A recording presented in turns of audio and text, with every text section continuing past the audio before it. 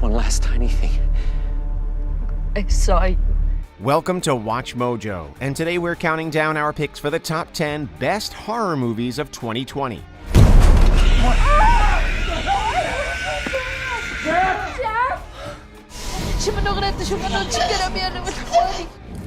Your life is not yours. For this list, we'll be looking at the scariest and most critically acclaimed horror movies that were released in theaters or through streaming and on demand throughout 2020.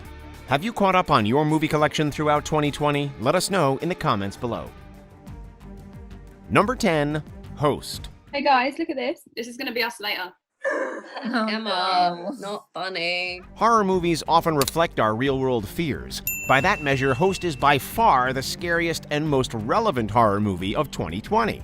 The movie takes place during COVID lockdowns as 6 friends conduct a seance over Zoom. Naturally, things go totally off the rails. Oh my god, oh my god, oh my god, oh my god. Somebody just touched my neck. Host was filmed remotely throughout quarantine, with the individual actors needing to set up their own lighting and cameras and even arrange a few practical effects, all with their director instructing them remotely. Many critics have praised the movie for its themes surrounding social alienation, and in that way, it is the defining movie of 2020. Get out. Emma, get out of there right now. Emma, you need to get out of there.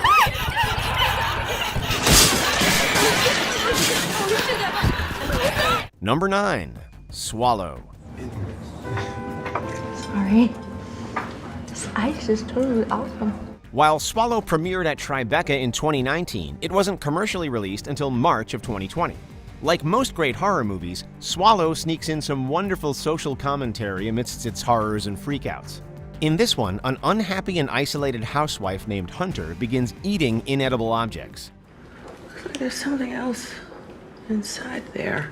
Hunter is brilliantly played by Haley Bennett, and if the world is a right and just place, this will prove to be her breakout role. The movie was also influenced by Rosemary's Baby, with production designer Aaron Miguel telling Nightmare on Film Street that the movie's visual aesthetics were heavily modeled after Roman Polanski's masterpiece. I've never done anything like this before. I can't help it. Number 8, Sputnik. За день до приземления с экипажем пропала связь. Судя по всему, на орбите произошел некий... For those looking for a good alien movie, be sure to check out Igor Abraменko's Sputnik.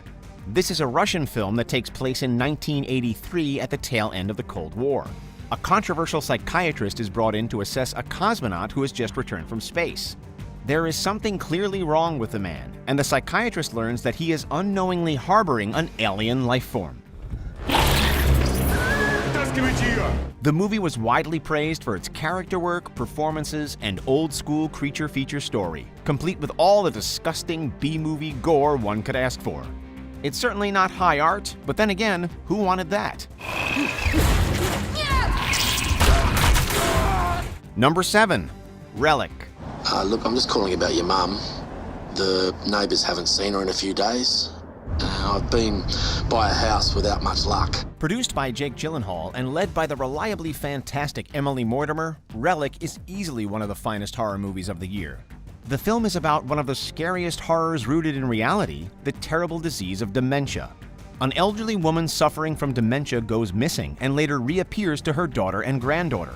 After returning, she begins acting increasingly erratic and unstable, possibly under the influence of a harmful presence. This is mine. Yeah, Gran, you gave You're it to me. trying to steal from me. You're trying to No, rob me. remember when you... Give it I'm back. so- Give Oh, it back. Gran. It's a scary story with brains and a heart, and it's filled with some truly unbearable dread. Mix that with the everyday horror of dementia, and you have a modern horror masterpiece. And its deft blend of horror and reality proves that Natalie Erica James is a director to watch in the future. Mum, what are you doing, Mum? Stop it! Mum! Number 6, Color Out of Space.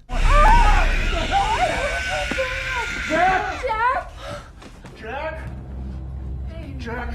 While H.P. Lovecraft is one of the most famous horror writers, his work is so individualistic that it makes film adaptations incredibly difficult, and the results often divide viewers. That said, Richard Stanley's Color Out of Space is one of the all-time best Lovecraft adaptations. based on Lovecraft's iconic short story from 1927, the film brings the events into the modern era. Starring a game Nicolas Cage as Nathan Gardner, the story concerns the Gardner farm and its inhabitants being invaded by a mysterious alien life form. We couldn't even get through, and believe me, we tried. She's telling the truth, Dad. Something weird is going on. I don't want to hear your excuses either, Benny. Cage is his typically committed and bizarre self, and the movie's visual effects are simply stunning, especially the scenes involving the vibrant color. It also contains shades of The Shining, as a strong family unit is violently disintegrated by a supernatural force. It's simply an excellent movie. I don't know what I believe anymore. Number 5. She Dies Tomorrow. I can barely hear you. Are you okay? Not really. Just hearing that title alone is enough to give someone goosebumps. She Dies Tomorrow concerns Amy, a young woman who is convinced that she is going to die the following day. Her paranoia proves contagious, and anyone she tells becomes convinced that they are going to die. It's a pretty spooky concept, and it's handled well by writer-director Amy Seimetz. The movie is also far funnier than one may expect, as Seimetz beautifully blends horror with some absurdist comedy. I know that I'm going to die tomorrow. Okay, great. So you don't know. Seimetz wrote the movie based on her experiences with anxiety and panic attacks, and as such, the movie's story and themes are rooted in an unnerving reality. Like Relic, She Dies Tomorrow is horrifying for what it suggests about real-world fears. Is this how it ends? Number 4. I'm Thinking of Ending Things. Maybe it's unfair of me to be going on this trip with Jake. And I'm so uncertain about our future, our lack of it. Directed by the acclaimed Charlie Kaufman, Netflix's I'm Thinking of Ending Things was one of the greatest streaming releases of the fall 2020 season. The movie concerns a young woman who is disillusioned with her short relationship and is thinking of breaking up with her boyfriend. While contemplating this, she is taken to meet her boyfriend's parents at their secluded farm. Of course, this being a Charlie Kaufman movie, it's far more complex than that. Why didn't we get the genius? No! Genius edition.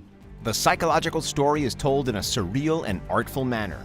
It's rife with symbolism and chaotic dream imagery. And the movie is led by a stellar cast, including Jesse Plemons, Toni Collette, David Thewlis, and Jessie Buckley of Chernobyl fame. I feel uncertain about a lot of what happened tonight. Number 3. Possessor Uncut. You're not safe for them anymore, are you? You told me yourself you'd become a danger. Sci-fi horror can be tricky to pull off, but Possessor Uncut makes it look easy. The story takes place in a distant future where a secret organization uses brain implant technology to possess people and make them carry out assassinations. It sounds like a fun action sci-fi thriller, but writer-director Brandon Cronenberg uses it as a vessel for horror. Don't sound so worried. I'm one-to-one with the host right now. I can feel it. Completely clear.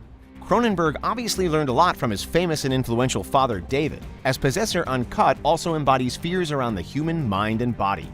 Not to mention a dose of exquisite and revolting body horror. The movie also looks amazing and is led by a commanding performance from Andrea Riseborough. Cronenberg looks like a sure bet to continue his father's legacy. They attacked me, and all I was doing was defending myself. Number 2. His House. We don't belong here. Horror lovers, you may now rejoice. The first great haunted house movie of the 2020s is here. This terrifying Netflix original centers on Bal and Rial, South Sudanese refugees attempting to make a new life for themselves in London, England, in the wake of tragedy.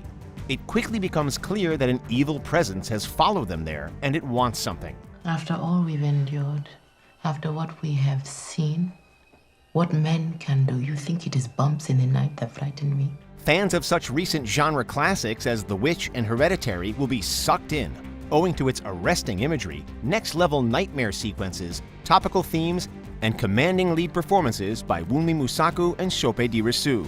It goes without saying that we can't wait to see what writer-director Remy Weeks has up his sleeve next. This is my house! Get out! Before we unveil our top pick, here are a few honorable mentions. Come to Daddy, brutal black comedy led by Elijah Wood. I thought you wanted to die. I didn't. I don't. Please, Dad, don't. Blood Quantum, a zombie flick about colonialism. Don't get bit.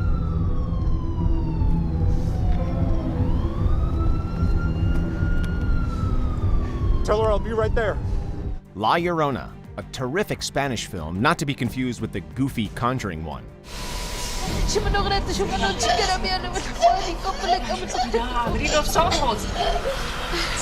The Platform, engaging dystopian thriller with smart social commentary. Usted es tratado. Yo no. Usted tiene un libro. Y yo, mi Samurai Blues. Obvio que no está en situación de exigir nada. Before we continue, be sure to subscribe to our channel and ring the bell to get notified about our latest videos. You have the option to be notified for occasional videos or all of them. If you're on your phone, make sure you go into your settings and switch on notifications. Number 1. The Invisible Man. Are you okay? I'll explain later. Just go, Emily. Go. Take note, this is how you bring old stories into the modern era. Written and directed by Lee Winnell of Saw fame, The Invisible Man updates H.G. Wells' classic science fiction novel for the 21st century. It stars the always incredible Elizabeth Moss as Cecilia Cass, a woman who believes that her ex is stalking her with technology that allows him to become invisible. Others don't believe her, as the ex is supposed to be dead. He has figured out a way to be invisible. The film is mainly about abuse and the haunting effects it leaves on someone's psyche, but it also works as a straightforward sci-fi tale about invisible people. No matter how you view it, The Invisible Man is terrifying. There you are.